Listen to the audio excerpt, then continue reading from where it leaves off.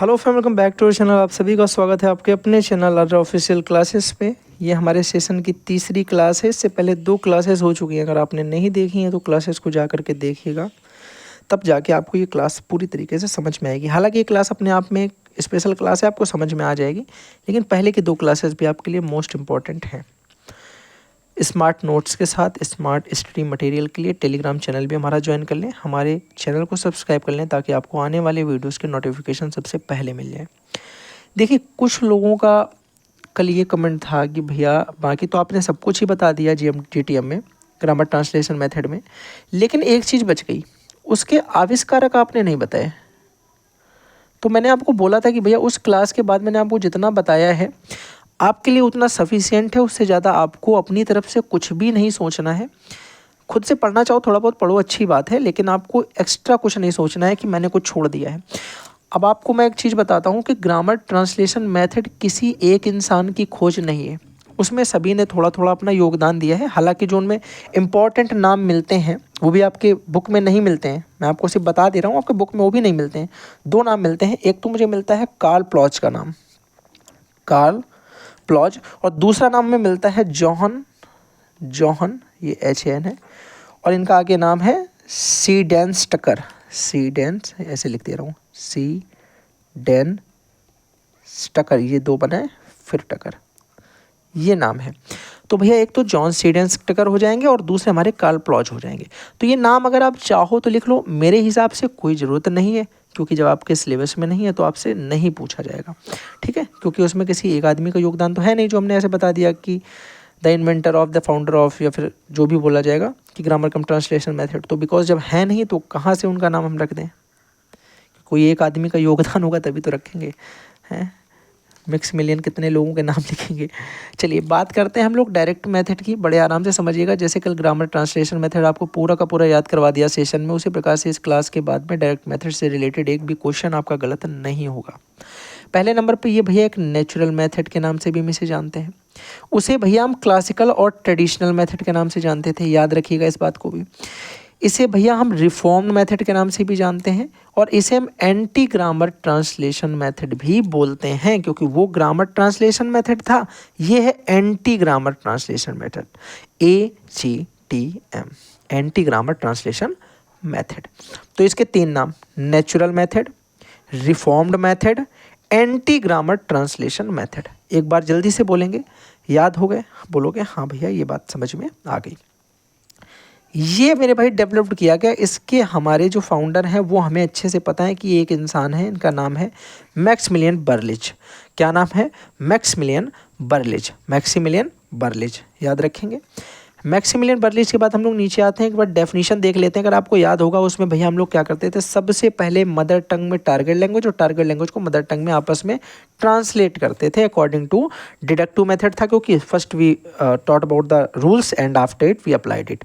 लेकिन यहाँ पे वो चीज़ें नहीं है, बड़े ध्यान से समझिएगा। यहाँ पे हमको करना क्या है मेरे भाई, सबसे पहले यहाँ पे teaching a foreign language using only the target language, ये लाइन मोस्ट इंपॉर्टेंट है, without translation into the mother tongue. यहाँ कोई ट्रांसलेशन नहीं करना है मदर टंग में, किसी भी तरीके का ट्रांसलेशन मदर टंग में नहीं करना है। अगर हमने ट्रांसलेशन इन मदर टंग कर दिया तो द डेफिनेशन ऑफ जीटीएम, अगर आपको कल वाली याद होगी, ग्रामर ट्रांसलेशन मेथड की डेफिनेशन बन जाएगी। ग्रामर कम ट्रांसलेशन मेथड में हमने पढ़ा था कि target language translation into the mother tongue and mother tongue into the target language. तो वो जब टारगेट लैंग्वेज और मदर टंग का आपस में ट्रांसलेशन होता था तो उसे हम बोलते हैं जीटीएम, ग्रामर ट्रांसलेशन मेथड। लेकिन यहाँ पे हमें क्या करना है, यहाँ पे हमको लर्न करना है, समझना है, सीखना है, किसको? टारगेट लैंग्वेज को, but without translation into the mother tongue, बिना किसी तरीके की मदर टंग यानी मातृभाषा में परिवर्तन किए। कोई अनुवाद नहीं करना, सीधे सीधे वही सीखनी है जो सीख रहे हैं। अब अच्छा एक बात बताओ, अगर मैं आपसे यहाँ पे एक, चलिए आगे बताता हूँ, अभी छोड़ देता हूँ। यहाँ पे देखो हिंदी में मैंने आपको लिए लिख दिया है ताकि आपको दिक्कत ना हो कि विदेशी भाषा को केवल उसी भाषा में यानी टारगेट लैंग्वेज में जिसको हम सीख रहे हैं, जैसे हमें इंग्लिश सीखनी है, तो हमें स्टार्टिंग से ही मेरे भाई ये अगर दिखाया गया तो मैं बोलूँगा कि ये एप्पल है, ना कि मैं पहले बताऊँगा कि ये सेब है। इंग्लिश में इसको एप्पल बोलते हैं। तो ये चीज़ें अगर हम करते हैं तो ये हमारा जीटीएम में चला जाता है, ग्रामर ट्रांसलेशन मेथड में, ये हमारा चला जाएगा ग्रामर ट्रांसलेशन मेथड में। लेकिन अगर मैं आपको डायरेक्ट बताता हूँ कि दिस इज़ एन एप्पल और बस एप्पल ही है ये, तो उस सिचुएशन में मेरे भाई हम क्या बोलेंगे, उस सिचुएशन में बोलेंगे कि डायरेक्ट मेथड है।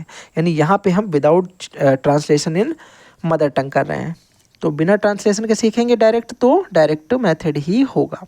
चलिए अगले नंबर पे बात करते हैं कुछ इंपॉर्टेंट कीवर्ड। अगर आपको याद होगा यूनिट ऑफ टीचिंग यहाँ पे सेंटेंस है, लेकिन अगर आपसे पूछा जाए बताओ ग्रामर ट्रांसलेशन मेथड में यूनिट ऑफ जो टीचिंग थी वो क्या थी, आप बोलोगे वहाँ पे तो वर्ड थी भैया, क्योंकि वहाँ पे मैं वर्ड सीखे, फिर वर्ड को मिला मिला के एक सेंटेंस बनाएंगे, क्योंकि पहले रूल्स फिर एग्जाम्पल। यहाँ पे हम एग्जाम्पल सीख रहे हैं, तो एग्जाम्पल ऐसा तो होता नहीं कि राम तो कोई एग्जाम्पल नहीं है। एग्जाम्पल क्या है, राम घर जाता है, सीता खाना खाती है, इंग्लिश में, मतलब हिंदी में नहीं, इंग्लिश में, ठीक है। तो ये हमारा जो काम करेगा डायरेक्ट सेंटेंस पे करेगा, यानी इसकी जो यूनिट होगी, basic unit of grammar translation method, sorry direct method is sentence, याद रखोगे। तो भैया सेंटेंस किस में यूनिट है, आप बोलोगे वो हमारी टीचिंग ऑफ यूनिट जो है, यूनिट ऑफ टीचिंग जो है सेंटेंस है डायरेक्ट मेथड में, और ग्रामर ट्रांसलेशन मेथड में जो बेसिक यूनिट ऑफ टीचिंग थी वो हमारी वर्ड थी। दोनों को रिवीजन कराता चलना हो ताकि आप भूल ना जाओ। मेन फोकस अगर आप बात करते हो तो वहाँ पे हमारा मेजर फोकस किस पे था, जरा एक बार जल्दी से बताएंगे, बोलोगे भैया राइटिंग और रीडिंग पे। यहाँ पे हमारा स्पीकिंग और लिसनिंग पे होगा। वहाँ पे हमारा राइटिंग और रीडिंग पे था, यहाँ पे हमारा मेरे भाई स्पीकिंग और लिसनिंग पर होगा। वहाँ पे हमें लिखना और पढ़ना होता था, यहाँ में बोलना और सुनना होता है। याद रखोगे, बोलोगे हाँ भैया याद रहेगा। अच्छा मेथडोलॉजी, यहाँ से अगर बात करते हैं इसका नियम कौन सा होगा, तो मेथडोलॉजी आप बोलोगे, ऐसा बोल दो कि आगमन वहाँ पे निगमन थी, कौन सी थी, निगमन थी। निगमन में हमने क्या पढ़ा था, डिडक्टिव था मेरे भाई, यहाँ पे इंडक्टिव है, ठीक है। तो जो हमारा तरीका है इसका वो कौन सा है, आप बोलोगे यहाँ पे हमें एग्जाम्पल से रूल्स पे जाना है। वहाँ पे हमें first we taught about the rules and after it we applied in examples, ठीक है। तो वहाँ पे हमें वो वाला तरीका अपनाना पड़ता था। यहाँ first we just think about examples and after it we use in we read about rules. उसके बाद हमें रूल्स की अंडरस्टैंडिंग समझनी पड़ेगी कि यार कैसे ये हो गया, भैया ये कैसे हो गया, आपने डायरेक्ट ये क्यों बोल दिया। जैसे यहाँ हम आपको डायरेक्ट सिखाएंगे कि राम गोज़, वहाँ मैंने आपको क्या बताया था, यहाँ मैं आपको डायरेक्ट बताऊंगा कि राम गोज़। इसके बाद भी मैं इसमें हिंदी का प्रयोग नहीं करूँगा, आपसे डायरेक्ट बोलूँगा कि राम जो है वो नाउन है, गो जो है वर्ब है, S yes when singular is use S या यस, ठीक है। तो सिंगुलर में एस यस लगेगा, नहीं लगेगा, मतलब डायरेक्ट जो भी बताना है वो इसके अंदर ही बताना है और बिना इसे हिंदी ट्रांसलेशन में किए बताना है। तो जब किसी लैंग्वेज को उसी लैंग्वेज में सिखाया जाएगा तो वो मेरी डायरेक्ट मेथड के अंतर्गत लैंग्वेज आएगी, सिखाने का तरीका। अगर किसी लैंग्वेज को अपनी रियल लैंग्वेज से, जो आपकी वहाँ की नेचुरल लैंग्वेज, जो आपकी वहाँ की बोल सकते हो कि मातृभाषा मदर टंग है, उससे आपको उस लैंग्वेज में सिखाया जाता है तो वो ग्रामर ट्रांसलेशन मेथड ही होगा। दोनों बातें समझ में आ गई, बढ़िया तरीके से समझ में आ गई।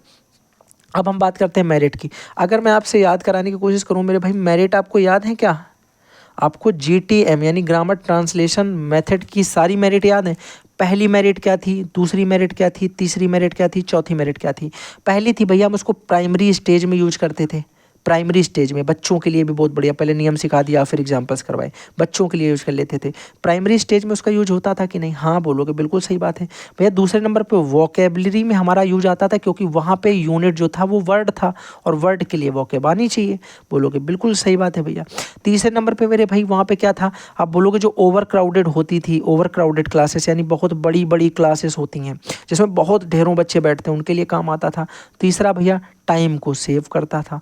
चार ही तो पढ़ी थी। पांचवा भैया क्या था, पांचवा था भैया कि जो रीडिंग और जो राइटिंग स्किल्स हैं वो इम्प्रूव होती थी। तो ये अपने तरफ से भी बढ़ा सकते हैं क्योंकि हमको पता है ये सारी चीज़ें। तो ये वाली बात समझ में आ गई, बोलोगे हाँ। लेकिन एक बार और ध्यान रखना, यहाँ पे आप ये भी मेरिट लिख सकते हो कि ये जो होती है ये थोड़ी सी सिंपल होती है या फिर ये इजी टू लर्न होती है, इजी टू लर्न होती है, सीखने के लिए, समझने के लिए साधारण। और मेरे भाई कैसी होती है, सिंपल होती है, साधारण होती है, आसान होती है। लेकिन अगर मैं आपसे यहाँ पे अपने मन से बोलने की कोशिश करूँ कि एक बात बताओ, इसकी मेरिट में आपको क्या अच्छा लगा, आप बोलोगे भैया एक तो प्रोनाउंसिएशन अच्छा होगा। अच्छे से हमको याद है भैया उसमें प्रोनाउंसिएशन ख़राब था, किसमें, ग्रामर ट्रांसलेशन मेथड में। यहाँ पे नेचुरल लर्निंग यानी LSRW यानी वही listening, speaking, writing and reading and writing, यही अपना सीक्वेंस चलता है। लेकिन यहाँ पे हम सबसे ज़्यादा फोकस किस पे करते हैं, यहाँ पे हम लिसनिंग और स्पीकिंग पे फोकस ज़्यादा करते हैं, वहाँ पे रीडिंग और राइटिंग पे फोकस ज़्यादा करते थे। अगर आपको एक अच्छे से याद, दूसरा आप अपने आप याद रख सकते हो। तीसरे नंबर पे यूज़ ऑफ विजुअल एड्स, यहाँ पे हम लोग चित्र और वस्तुओं के प्रयोग से भी चीज़ें सिखाने में प्रयोग करते हैं। डायरेक्ट पूरी लाइन बोली और उसके अगर चित्र में मिल गया तो चित्र दिखा दिया कि राम जाता है, और एक राम नाम का लड़का ऐसे जाता हुआ हमने उसको दिखा दिया कि ये देखो जा रहा है। तो इस तरीके से हम चीज़ें उसमें सिखा सकते हैं। साथ ही साथ यहाँ पे फ्लुएंसी इन स्पीकिंग होती है, वहाँ पे नो फ्लुएंसी होता है, आपको अच्छे से याद होना चाहिए। कोई अच्छी फ्लुएंसी नहीं थी वहाँ पे हमारे पास, हम बोल ही नहीं पा रहे थे क्योंकि वहाँ पे तो हमें बोलना ही नहीं होता, वहाँ तो हमें सिर्फ रीडिंग और राइटिंग का मिला था ना मौका। यहाँ पे हमको स्पीकिंग और लिसनिंग का मौका मिल रहा है। लेकिन इसके जस्ट उल्टा अगर मैं बात करूँ इसकी डीमेरिट की, आप बोलोगे भैया ऐसे बता देंगे डीमेरिट इसकी। पहले नंबर पे वो भैया हम प्राइमरी लेवल पे यूज़ कर लेते थे। जैसे छोटा बच्चा है तो उसको हम सबसे पहले सिखा देते हैं कि यार राम एक लड़का है, राम नाम राम राम करके उसको लड़के का नाम सिखाया, फिर सीता लड़की है तो उसे लड़के लड़की में भेद पता चला। फिर उसे धीरे धीरे हमने ये बताया कि जाना मतलब क्रिया होती है, क्रिया यानी वर्ब मतलब क्या होता है, गो। फिर मैंने उसे धीरे धीरे एक एक वर्ड करके सिखा के फिर एक सेंटेंस सिखाया। लेकिन अब कोई छोटा बच्चा जो आपके प्राइमरी लेवल का बच्चा है, जो आपके प्राइमरी लेवल का बच्चा है, और उस प्राइमरी लेवल के बच्चे से आपको जाके डायरेक्ट बोल दो कि राम गोज़ टू मार्केट, अब वो भाई उसका दिमाग घूम जाएगा कि ये क्या बोल दिया। उसको ये भी नहीं पता था कि राम मार्केट जाता है, राम जो है बाजार जाता है, और आपने उससे डायरेक्ट जाके टारगेट लैंग्वेज में यूज कर लिया जाके। अब वो क्या समझ पाएगा, उसको कुछ नहीं समझ में आएगा। तो हम बोल सकते हैं कि भैया not useful for primary stages, अपने मन से बोल सकते हैं डीमेरिट में, हाँ या ना। दूसरे नंबर पे अगर मैंने आपसे ये बोला कि यहाँ पे मेरा, बड़े ध्यान से सुनिए, अगर मैंने आपसे यहाँ पे ये बोला कि यहाँ पे मेरा सबसे ज़्यादा फोकस किस पे रहता है, सेंटेंस पे, ठीक है, उसके बाद मेरा यहाँ पे स्पीकिंग पे रहता है और लिसनिंग पे रहता है, तो आप बोलोगे भैया यहाँ पे हमारा राइटिंग पे और रीडिंग पे फोकस कम होता है। बोल सकते हो कि नहीं, जल्दी से बोलो, अपने मन से ही बोल सकते हो ना। यहाँ पे अगर आप बोलो तो एक तो ये प्राइमरी क्लासेस के लिए नहीं है, तो यहाँ पे कॉन्सेप्ट क्लैरिटी संबंधित भी दिक्कत होगी कि नहीं होगी, कॉन्सेप्ट क्लैरिटी संबंधित भी प्रॉब्लम्स होंगी प्राइमरी लेवल पे। क्यों होंगी, क्योंकि भैया पहले जब हमने रूल्स नहीं पढ़ा, डायरेक्ट एग्जाम्पल पढ़ा है, तो एग्जाम्पल से रूल्स पे जाना टफ है, जबकि रूल से एग्जाम्पल पे आना सिंपल है। जल्दी से बोलो। तीसरे नंबर पे भैया हम ये भी बोल सकते हैं, यहाँ पे क्या बोल सकते हैं, हम यहाँ पे ये बोल सकते हैं कि ये हार्ड टू अंडरस्टैंड होती है, हार्ड टू अंडरस्टैंड होती है, समझने में थोड़ी टफ होती है, कठिन होती है। अब एक बार देख लेते हैं भैया इसके दोस्त। पहले नंबर पर देखो, ये एक एक्सपेंसिव मेथड होता है, महंगी विधि है। हर कोई आदमी आपको इस तरीके से नहीं पढ़ाएगा जिस तरीके से आपको चीज़ें मैं समझा रहा हूँ, ठीक है। मुझे पता है थोड़ा सा आपको बोरिंग लग सकता है, पर आपको चीज़ें सारी समझ में आएंगी। यहाँ पे इग्नोर किसको किया जा रहा है, रीडिंग और राइटिंग को।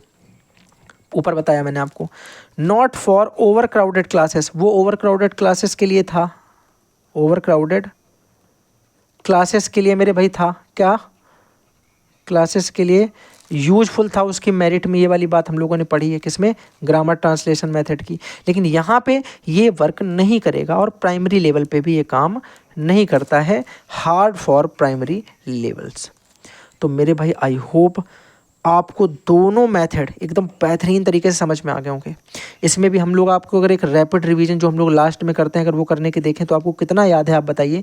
पहले नंबर पर भैया इसे नेचुरल लैंग्वेज बोलते हैं, इसे रिफॉर्म्ड मेथड बोलते हैं, नेचुरल मेथड बोलते हैं, और मेरे भाई इसको एंटी ग्रामर ट्रांसलेशन मेथड भी बोलते हैं। ये तीन चीज़ें हमने पढ़ी। फिर भैया ये एक इंडक्टिव मेथड होता है, हमने पढ़ा, मतलब पहले इसमें एग्जांपल्स बताते हैं, बाद में इसमें रूल्स बताते हैं। फिर भैया इसकी सेंटेंस यूनिट होती है, हमने पढ़ा ना भैया।